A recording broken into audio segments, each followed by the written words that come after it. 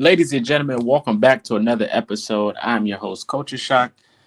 Appreciate you guys for tuning in with us on this Friday, getting prepared for another matchup, which is the Indianapolis Colts versus the Houston Texans. I'm not here alone. I got my guy Landon with me. Landon, how we doing? Oh man, another beautiful day, right? I mean, it's Friday. It's nice 80 degrees outside, sun shining here. Just doesn't get any better. And we got some positive things to talk about today. So that makes it even better, right? Whenever we get positive news. And I heard you had a pretty fun, interesting, busy day yourself. So I did indeed. I did. I had a chance to listen to ask questions to cornerback Sammy Womack III and wide receiver Alec Pierce. Pretty interesting duo. Both of those guys were very nice and responsive to the questions. So I appreciate them, and I appreciate the opportunity to actually get a chance to talk to those guys, especially before this matchup. So it was a good conversation. If you guys are interested in listening to it, it is uploaded on YouTube, and it will be uploaded on all other platforms such as Spotify and such. You guys just have to tune in, but it's going to go up after this podcast episode. So turn on your notifications, stay tuned, and follow us on all platforms as well. But nonetheless, let's hop into this matchup. The Indianapolis Colts versus the Houston Texans. This game has a lot at stake, man. You know, it's a tiebreaker in the division. Both teams are looking for a victory this week. It's a huge matchup. Both teams are in the playoff race as well, and this could change the trajectory of the season for both teams. So both teams is looking to win this game. Both teams are looking pretty much formidable healthily. Looking at the injury reports that I'm about to go over for both sides, there's a few key players coming back from both sides as well. So this should be a good game going forward. Let's go ahead and hop into the injury report first for the Houston Texans. So there's only two people listed out on the injury report for the Houston Texans. You got Aziz Al-Shair. He's out. And then you have Jimmy Ward, who is out. Questionable is Henry To'oto'o. He has a concussion, so we don't know if he's going to play. But everybody else looks like they're going to be game time, ready to go. Will Anderson Jr., Stephon Diggs, Florensko Futoski, Tygus Howard, Kamari Lattiser, D'Angelo Ross, Steven Sims. You got Larry Tunsil and Robert Woods. All of those guys are able to go this week. It's going to be an interesting matchup. This defense definitely can hold their own going up against pretty much anybody. Of course, they fell short last week to the Green Bay Packers, but the Green Bay Packers are a very good team, and you can't cut them out.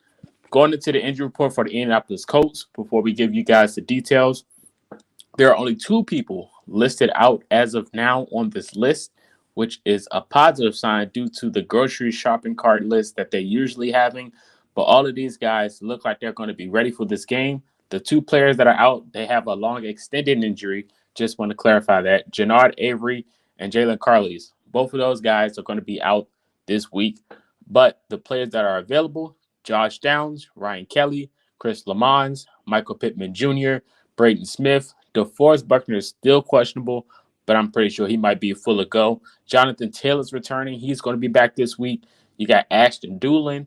Cameron McGrone is questionable. EJ Speed and Grover Stewart is going to be there. So all of the guys look like going to be locked in for this matchup. It's going to be a very interesting one. Now we can just start talking about the game. Indianapolis Colts, Houston Texans. A lot at stake. Who would have thought this early, right? This is going to be a very intense matchup. You got Anthony Richardson versus CJ Stroud. Anthony Richardson going up against this Houston Texans defense, right? We've seen its consistencies over the previous weeks. We've seen the progressions as well. But he got most of his playmakers back in the game with him. So, of course, you ask yourself, what's the type of scheme they're going to run? What type of tempo are they going to run? Shane Steichen got to have a master plan against this Houston Texans team. I feel like this game's going to have a playoff atmosphere. So I'm going to ask you, Landon, if you're Shane Steichen, Anthony Richardson, and Jonathan Taylor in that backfield, what type of tempo are you setting to set against this Houston Texans defense? well, I know like the easy answer for a lot of people, right, is you're probably thinking, fast tempo, get into the flow of things, all that kind of stuff. I'm actually going the exact opposite. I'm I'm keeping CJ Stroud on that sideline as much as possible. And you do that by running the football and converting, the crucial third downs and stuff like that, keeping drives alive. But I think the easiest way for them to do that is what they kind of did similar to last week is use the quarterback run. You have Anthony Richardson. Jonathan Taylor seems like he's a full go. He practiced in full all week. He should be good to go. Those are your two explosive guys in the run game that can get you those first downs and grind out those yards and keep CJ Stroud watching, because we've seen now the last two matchups against the Houston Texans, CJ Stroud, which we need to preface this by saying Nico Collins is not playing in this game. And that has been notoriously the guy that has torched the Indianapolis Colts the last couple times. So not having him, like, that's a huge thing for Houston. But they still have Stephon Diggs, who PFF has rated as their number 8 wide receiver in football this year. He's making a pretty big impact there. And then, I mean, Tank Dell, regardless of whether or not, the stats are showing it, like, he's still a guy that is very explosive, and he can take over games if given the opportunity.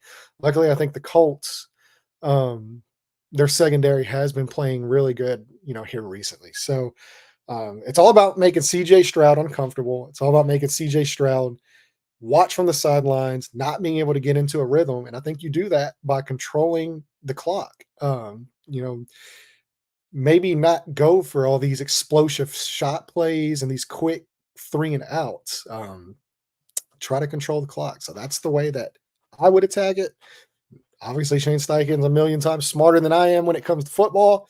So I'm sure he'll have them in the best position possible for what they want to do. I agree, absolutely. I just want to point this out. No, it's not Eric Ebron. It is Coach Shot. But hey, man, you do have a point. Ebron, I don't know. You had a Colts tight end. The layup is right there, and you went with Ebron on it. Like, that's, if you're gonna go with one, at least, like, clearly it's Kylan Granson, right? Like, that's like a dead ringer for Kylan Granson. You missed out on the ear. Like, maybe you were just thinking of the Colts tight end. So you had the tight end part right. Kylan Granson's back there for the layup. You gotta definitely. I for sure heard Kylan a lot over the time, but I agree. Playing conservative, playing the clock, having it on your side, playing to your tempo, it definitely will favor you against this Houston Texans team, because you cannot let them get any chance of just opening the floodgates and going crazy. So I think, playing to your type of style, playing conservative, not a lot of hiccups, hitting your passes in stride, getting the run game flowing. I think you can do all of that with precision. And I definitely think that could work against this Houston Texans defense. And if anything, if you just take notes from the Green Bay Packers game, that can pretty much just set the tone for what you got going on. Like I said, this defense isn't no slouch, so you can't mess around with them. But I definitely think if you play the game with precision, balance it out, and set the tempo, I think you can put yourself in a pretty good position to win this game. Now, of course, with Jonathan Taylor coming back, I just mentioned the running game. It's a huge boost. You talked about it over the previous weeks, how much the run game misses him. But, he's not alone.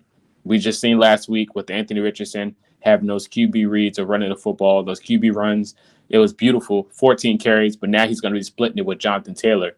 And then you still have Tyler Goodson in the fray, who still can have his own type of motions into the offense. What's the potential outlook that you have for the run game against Houston? Well, like, here's where it gets tricky, because they're going to do very similar to like what they did in week 1. And really what every team is going to do against the Colts, right? Like, moving forward, and really what we've seen all season. Green Bay did a fantastic job with it. They're going to load the box. They are going to try to stop the run. That is your main concern about the Colts. You're not worried about the passing. So what you're going to try to do is they're probably going to bring a safety down into the box. They're probably going to blitz. They're going to bring pressure. They're going to try to neutralize this run game. And whether it's successful or not, that's, really up to whether they stick with it. And it's really up to whether the offensive line, who's done like a phenomenal job this year for the most part, if they're able to maintain their discipline and open up those holes. And Jonathan Taylor's just so, like, where he's so different this year is just how patient he is. Like, he's still the same, explosive, downhill runner that can create and all that. But a lot of what he's brought this year is he's making the offensive line right, as opposed to the offensive line just being right all the time. Like, he's making those guys right because he's just so patient and he's letting things develop, and then he's hitting the hole. So it's a tough task for any team to stop a guy like Jonathan Taylor. And especially Anthony Richardson running the football. So what they're probably going to do, they're going to try their best to load the box. They're going to take away the run game. And right now, you make the Colts beat you through the air with Anthony Richardson. You make Anthony Richardson throw the football because that's proven to not be a good thing for Indianapolis right now. I agree. I agree. And it's funny we mentioned how much Jonathan Taylor opens up the offense because when we talked to Alec Pierce earlier, he mentioned how important it is for Jonathan Taylor to be out there to open up the game for not only him, for everyone else. So definitely the sky's the limit with the receiving group going into this game. They have a bunch of opportunities going to be ahead of them, I'm pretty sure. And I mean, I know you're going to look at Elmler's film after this game because I'm pretty sure there's going to be some potential layups that's going to get missed. I mean, it happens. It's just the nature of football. But the wide receiver room going into this game, we mentioned the run game. They definitely got to be on all cylinders this game. And it's not just them, too. It got to be a good connection with them and Anthony Richardson. Would you agree on that? And which wide receiver you think could have a potential outbreak for this game? Well, yeah, I mean, of course, I'd agree that you need those guys to be on the same page. I mean, that kind of goes without saying. But I don't. I mean, if there is one, I mean, Houston still has a relatively good like DB room. Like Kamari Lassiter being banged up is kind of a big thing, but Derek Stingley still he's one of the better cornerbacks in football. Man, I just think like the way that they're attacking teams here recently, like with this whole like just go for broke, deep shot, explosive game when Anthony Richardson's playing is like pretty much the polar opposite of what happens whenever Joe Flacco's in the game, where they're much more measured in their approach with getting the ball to Josh Downs and getting the ball with these playmakers and allowing them to create in yards after catch opportunities and stuff like that. So without them actually, without seeing them actually try to run that type of offense with Anthony Richardson, it's kind of hard to know. Like at that point, the only wide receiver who stands really to benefit from the way that they're playing with Anthony Richardson is probably Alec Pierce, because you're going to get those explosive plays and you're going to get those deep shot opportunities. Um, as far as the other two guys, they've, outside of like a few plays to Michael Pittman, they've basically been dead in the water with Anthony Richardson playing quarterback. Josh Downs has done next to nothing with Richardson. Michael Pittman, like I said, outside of a few plays, has largely been ineffective. And it's because where those guys usually fit in and attack defenses are either places where the Colts just aren't scheming that for Richardson, or Richardson is just not hitting those throws with the inaccuracies and stuff. So right now, I would say the only guy really, until we actually see it happen in a game, like we can speculate and hope all we want, but just the reality of it is we haven't actually seen it in a game. And so at that point, it just is what it is. So the only guy really that you feel comfortable with playing with Anthony Richardson right now is Alec Pierce, because that's shown to be the only thing that Anthony Richardson is consistently good at when throwing the football is these deep shots, the explosives down the field. Hey man, Alec Pierce is he should be ready for those opportunities, man. I know he's locked in for him, and he mentioned when I asked him earlier, with the big shots and the huge contested catches. Credit to you for that question, by the way. I asked him, does the game feel like it's slowed down for him now that he's experienced in the game, has more years under his belt? He said absolutely.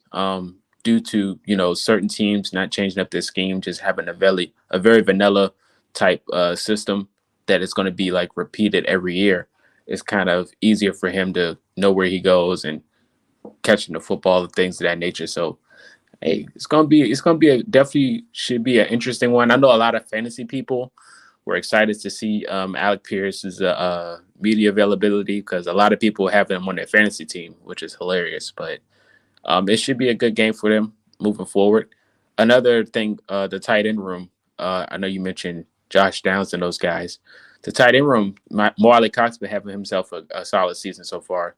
That could be another a potential guy that can have a big game if he's happened to be available Yeah. in But certain see, that moments. goes back to like, the quarterback thing is because the only time really the tight ends have been effective, and specifically Mo Alley Cox, is whenever Joe Flacco's in the game. Like nobody passing wise, maybe like I said, outside of Alec Pierce, like nobody's been effective whenever Richardson's in. So it's really hard to like pinpoint and say like I think this guy's in for a good game this week in the passing game, is because the passing game has been such a negative aspect of this offense when Richardson's playing. So really, outside of like I said, just projection and hope really is what it is right now, is more than anything is just hope. Um it's it's hard to know what guys are gonna be, one, just even targeted, and two, be effective in what they're asking them to do, because it's just so it's not even really been up and down, it's really mostly just been down. So you just kind of sit back and you're like, well, we'll just see what happens. Maybe they change the game plan up this week and go more towards what they were doing last year with Richardson, which was, more quick RPO reads, these quick, one read, rip the ball, these seam throws to the tight ends, like Josh, or like even Josh Downs had success up the seams last year. We saw Ogletree have success up the seams last year. Those type of throws, and those plays haven't really been getting called this year. It's been much more boundary shots going for broke, which also lends itself to a very low completion percentage, because those throws are just not. I mean, in most NFL offenses, you're getting maybe 2 to 3 of those plays a game. And for the Colts, it seems like that's been really their entire philosophy with Richardson. It's like that's what they're really going for. You're seeing it maybe 10 to 12 times a game. And you're lucky to connect on a couple of those a game. So um, I think it would benefit them kind of to go more towards what they were doing last year with getting the ball. We saw Pittman have success, on these RPO reads, and we saw Josh Downs have success up the seams with Anthony Richardson last year. So maybe they go towards more what they were doing and had success with last year with Richardson. Um, but as of what we've seen this year so far, it just hasn't been that. And that's what's making it so weird, is because when Joe Flacco's in the game, you do seem to get a much more balance asking them to do.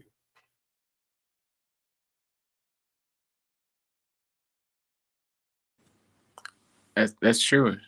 Um, Definitely, a lot of fans been asking for the old type scheme of last year that they had with Richardson, because you can see the potential and him flourishing with it and how successful it may be. So definitely is a thing of you know of hope, like we mentioned earlier, of them showing some type of signs of progressions from last year and adding it to this year's scheme. So anything's possible with that for sure. Like I said, all we can do is hope at this point. But moving over to the defensive side, for the defense, DeForest Buckner has a potential of coming back this game. Very important, very crucial. Um, and then for the defensive line, it helps them as well. It's a huge boost for them if DeForest returns and plays this game. I know he's still questionable, but like I said, with everything at stake, of course, it's pretty much a fair shot that he might play this game. So not only does that open up the defensive line, but it asks the offensive line, who do they want to double? Do they want to double DeForest Buckner? Do they want to double Grover Stewart? Or do they want to double Latu? So the DeForest Buckner being questionable definitely could be a huge asset and bonus to this defensive line going into this game. What's your thoughts on DeForest Buckner impact on the return? Yeah, well, I called the tail end of that there. Technical difficulties on my end, I guess. The internet's doing its thing. So, yeah, DeForest Buckner, man, like it is such an understatement of like how important he is to what this team wants to do in this defense, and really just the type of player that he is. Like one of to me, he's one of the best 5 defensive tackles in football. Maybe even just defensive linemen in general. Like he is that.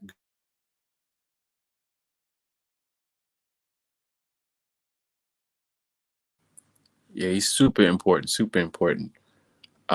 While London try to work on that, I agree. It's definitely an understatement. Like the Colts need DeForest Buckner in this game, because that just changes the whole tempo, the whole flow of the game. That's how important he is. Even EJ Speed. I agree. Grant Stewart had himself a good game last game, but having EJ Speed back was one of the best tacklers as well. Definitely fills that hole. Grant Stewart was led the team in tackles. I think that's just position how natural it is. It just shows it shows how good that linebacker room is. So I mean, it's gonna be interesting with those guys and Len's return. So you can go ahead and Is this any better? yeah, I can still hear you. It's just fuzzy, but we can still hear you clear. Okay, because I basically had to like my internet's out, so I'm basically using my cell phone right now to hop on here. So as long as the audio's good and like I'm Yeah, kind of you good, here, and we can see you. okay. So what was the question, by the Talking way? about how important DeForest Buckner is for this game and for the defensive line. Oh yeah, well I mean everything, basically this entire defensive line revolves around DeForest Buckner. So uh, like I was saying, it's kind of like understated of how important he is to everything they want to do. Um, we've seen here in the previous week, which we kind of talked about the other day, is like Latu and Quiddy and like all these guys, they're getting pressure, but these quarterbacks are being able to step up into the pocket and escape, that pass rush.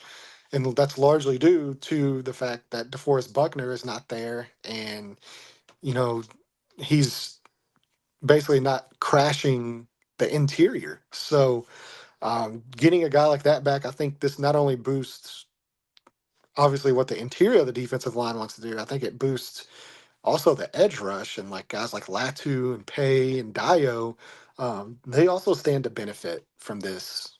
So yeah, it's an extremely important thing, and it's really it couldn't have come at a better time for the Colts, coming into this game because the Texans' offensive line has really um, been beat up with pressures over the last couple weeks. Everybody's former favorite Colts offensive line coach Chris Strasser is there in Houston. So it's been a weak point for their offense. It's been a weak point of the league. One of the weaker parts of their team. So if they get the healthy DeForest Buckner back, like it's a great thing. I agree. I agree. I mentioned EJ Speed as well, having a potential to return this game as well. I praised how much Grant Stewart is to this defense and how good he played, but having a guy like EJ Speed back here, the leader, no matter who you throw out there, EJ or Grant Stewart, I think it's going to be a pretty even production. What's your thoughts on EJ Speed's impact to the linebacker group? Um, well, do you want like my honest thoughts on it, or do you want me to do like the sarcastic, analytical thing? Whatever floats your boat. Um, I mean, if I'm just being honest about it, EJ Speed's actually not really been that great this year.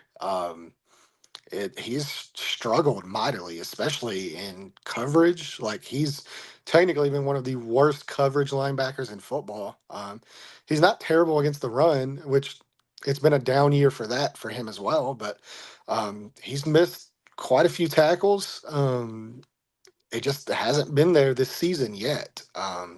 You see the tackles, about he's this number and tackles around the league and stuff like that, but he's missed a lot of tackles and he has struggled like mightily in coverage, like really bad. So I don't know if the way that he's been playing is the player you get on Sunday.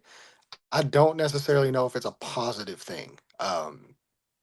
But that being said, he has shown the ability to impact games in the past. So if he goes out there, he has the talent, to do it. So if he goes out there and plays at the level that he's played over the last couple years for the Colts, then I think it's a good thing. But if it's been more of the same of what he's put on tape this year. Um, it's not really that great. So yeah, that's just kind of like where I stand on it. Like he's got to be better, and he knows that too. Like I'm not like breaking any news. Like he knows he's got to be better. He struggled, so we'll see if this is the game that he gets on track. But it's a tough conversation to have because everybody loves EJ Speed, and he's another one of these linebackers that has worked his way up from practice squad to special teamer to now starter, and he's in a contract year and all this, and that's really kind of been like the MO of the linebacker room over the last 5-6 years is they find these guys late who are special teamers, and then they just come in and they just work their way up into starters, and they start and they play it like a really good level. So it's weird to see that actually take a step back this year compared to previous years. And like I said, it's a hard conversation to have, but that's just the reality of it. So if you want to have rose-colored glasses and say like he's this big like impact player and getting him back is just such a monumental thing for this defense, sure, like you can, but just the reality of it is just this season, which is strictly what we're talking about. Like we can live in the past, but strictly this season, it hasn't been in like an overly positive thing when he's been out on the field. That's fair. That's fair enough. You, I heard you mentioned these late guys coming in. We get to the interesting part talking about the secondary. Another late guy that came in and pretty much made his presence known, Samuel Womack III, and this secondary has another huge task this week against CJ Stroud in this offense, who just lost last week. Uh, this secondary, of course, is not as good, is only as important as the pass rush, but having DeForest Buckner back, they might see some type of upside. Of course, they had their flashes in the last few games, but having DeForest Buckner back to add pressure to that defensive line to try to get CJ Stroud off edge, it could be a good day for these guys. Samuel Womack III, didn't even know how important he was to this team and his fan base until today when I asked him. He said he got spotted in Chipotle by some fans, and he didn't know how much the fans loved him until that day. And I was like, well, yeah, these guys, we really love your impact because we did not expect you to go out and ball like this. But he mentioned the friendships that he grown with his team, with Kenny Moore and Julian Blackman, how smart he is. So it's good to hear that fluidity and that chemistry coming from a new guy that just got claimed off the waivers to this team. And this secondary going up against CJ Stroud, they're going to have to be locked in this game. Of course, like I said, the pressure busts pipes. So if the pressure gets there, this DB is going to have to go out there and go get the football. But they've been playing pretty solid. Jalen Jones, Kenny Moore, of course, he's a flat out dog. And Samuel Womack been balling out. Julian Blackman still owes me an interception, but that's my guy. So what's your thoughts on the secondary going up against CJ Stroud this week?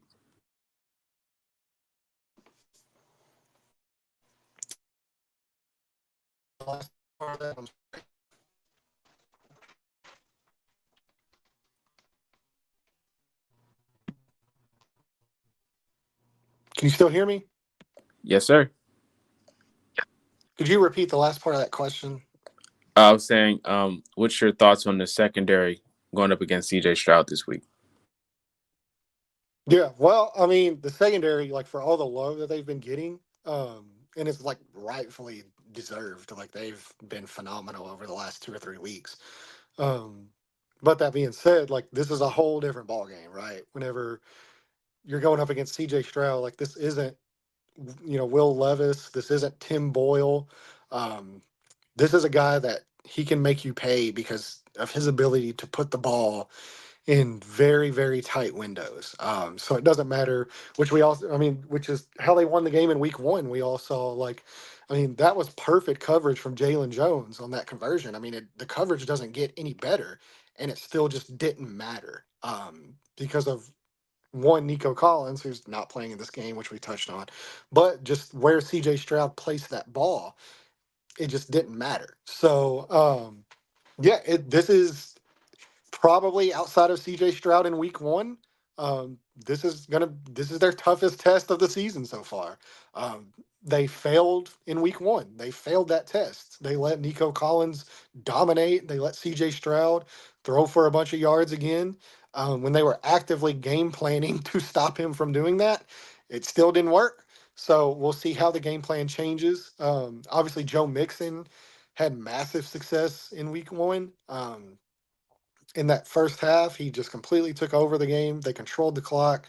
So it's really going to be dependent on how they structure the defense now. Like, do you do what you did in the second half of week one, where you bring Nick Cross down or you bring Julian Blackman down and you really focus on stopping the run, and then that kind of puts you at, in dire straits and coverage against CJ Stroud? Or do you still play the too high to prevent the explosive plays? Um, and maybe Joe Mixon has another big game. So it's really this cat and mouse battle that I'm kind of curious to watch, because as great as they've played over the last few weeks, they've been like very fortunate with the quarterbacks that they've matched up against. And these are quarterbacks that, like, they don't make you pay for mistakes, and CJ Stroud will make you pay for making a mistake. So it's going to be paramount in this game. But also, Sam Womack wasn't playing the majority of the snaps in those games either. So this is completely different because Nico Collins is out. Sam Womack has emerged. He's been one of the better cornerbacks in football so far, and we'll see if that continues this week. And really, without Nico Collins, I think this game plan does get a lot easier, where maybe they do bring a safety down into the box and they focus really more on stopping Joe Mixon, and then they let these boundary cornerbacks try to take care of um, the wide receivers. But really, I think where it's more paramount is kind of where they got beat at really bad last week, was at the tight ends in the middle of the field. And that goes back to linebackers being really bad in coverage. Zaire Franklin has been not good in coverage. Grant Stewart, for the 18 tackles, was not good in coverage. EJ Speed has been abysmal in coverage this year. And those tight ends have really produced bigger games against the Colts. Jalen Carley's has been really the coverage linebacker. He's been the one guy that they've had that has been phenomenal in coverage at the linebacker spot, and It's he's almost missing. like you missed Ronnie Harrison Sr., huh? Yeah, I mean, like you do, like it has been a sore spot for this defense, is the coverage in the middle of the field, especially against tight ends. Tight end screens have killed them. Running back screens have killed them, like they do every single year. Mainly that's due to missed tackles, right? But um, it's going to be paramount for me. Like, I think if you bring that safety down, I think if you focus on stopping Joe Mixon, you focus on stopping the tight ends, and you make CJ Stroud have to throw these boundary throws and not attack the middle of the field, and rely on the run game, then I think like that's a recipe for success for the way that these cornerbacks have been playing. And I think that's their best chance. And CJ Stroud is a great quarterback. So you're never going to completely stop him. Like, he's still going to make these incredible throws that the coverage is perfect and it just doesn't matter, just because those guys get paid too. He's a great quarterback. That's just the way it goes. But I think you kind of hope to minimize the damage, and that's really the what I would hope for. Yeah, I agree. Definitely doubling down on Joe Mixon so he doesn't have any type of splash was my idea. And you definitely mentioned that, so credit to you. Thank you. The tight ends, I was going to mention as well, um, could be another dark horse without a Nico Collins. They can have potential at any moment to go out there. And I know they watched film last week of the Colts game, so I'm pretty sure they're going to try to implement that. But it's up to this defense and the scheme for Gus Bradley to pretty much lock in and stop that offense from having Well, an what's explosive weird, game. yeah, like what's weird is like it's not even really been necessarily the scheme. Like the scheme, like it's for the most part been, I would even borderline say, like, good.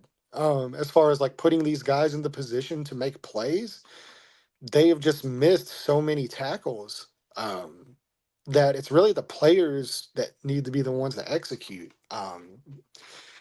Gus Bradley, and I know we talked about it before, like you can call all kinds of different coverages and disguises, and you can go out there and just be call the perfect game plan.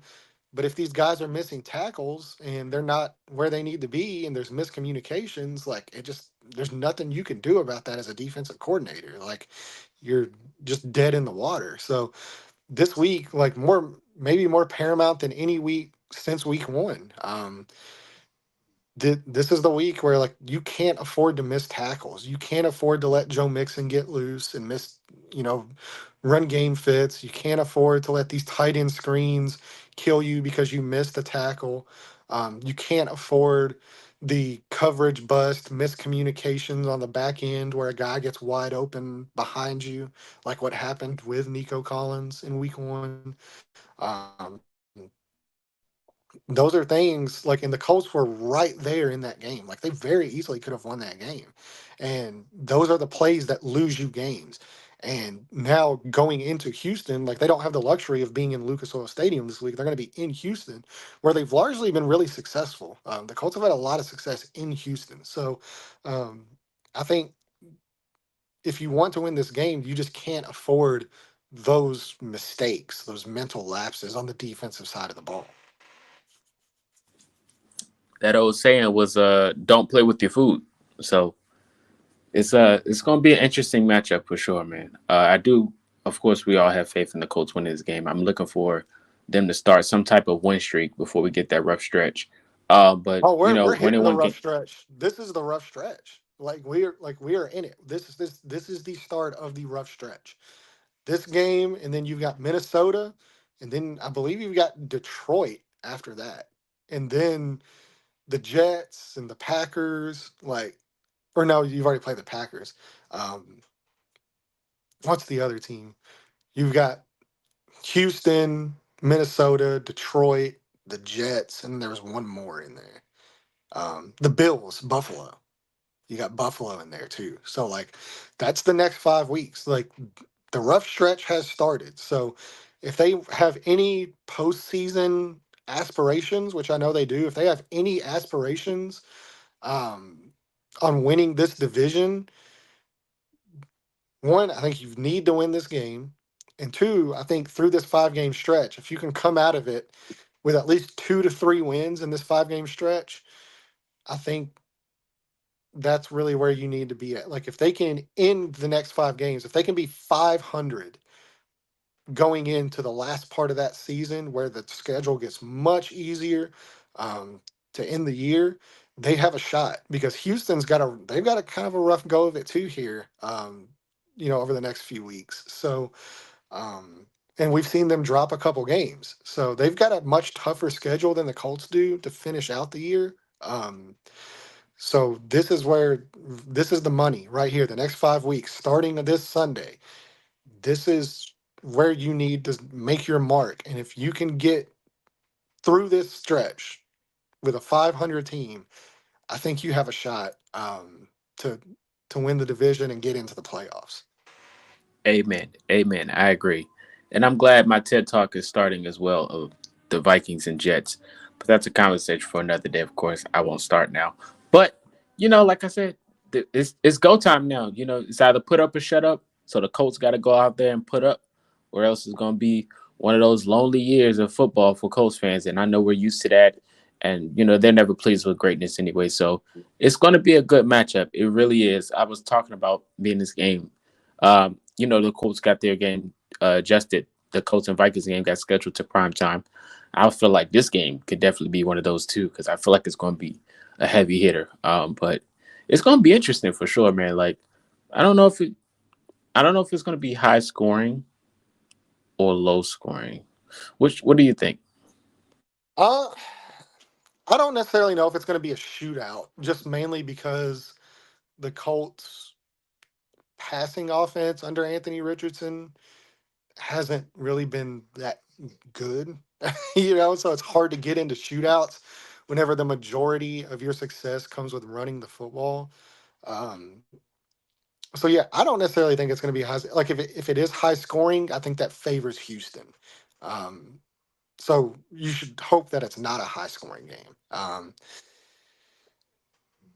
Yeah, I think this is a tough game. This is a tough game, mainly just because the Colts have really, and there's nothing they can do about this. And like, you take the wins where you can get them, but like the Colts have not played particularly great football over the last few weeks. But because of the opponents that they've faced, they've kind of been able to get away with it, uh, which is good. Like, I mean, you take the wins. Like, you're never going to apologize for winning games. That's what it's all about. But if they come out in this week and they play like they have over the last few weeks, they're like, it's going to be really hard for them to win this game. Like, you have got to have, like, Anthony Richardson, who's largely had success against Houston. You know, he's some of his, I'd say, two out of his three best games of his career. Two of those games have been against the Texans. So, um, like, dude, you got to show something. Like, you've got to put out a NFL caliber performance and a talented performance. If he can do that, I think the Colts do have a really good shot to win this game.